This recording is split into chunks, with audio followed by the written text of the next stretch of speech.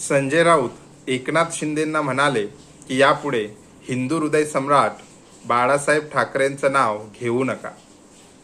संजय राऊत साहेब, यावर एकच म्हणावं लागेल, एकतर तुम्हाला ऐकू कमी येतं किंवा तुमची समज कमी आहे असंच म्हणावं लागेल.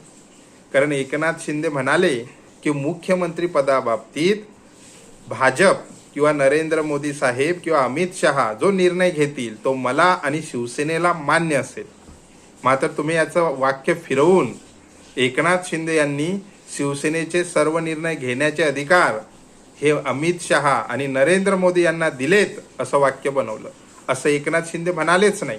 कारण एकनाथ शिंदे हे स्पष्टपणे मुख्यमंत्री पदाबाबत म्हणाले आणि मुख्यमंत्री पद भाजपाला मिळेल ही शक्यताच आहे. म्हणजे ही दाट शक्यता आहे. कारण भाजप हा सर्वात मोठा पक्ष ठरला आहे आणि त्याच्यामुळे एकनाथ शिंदे यांनी मी अडसर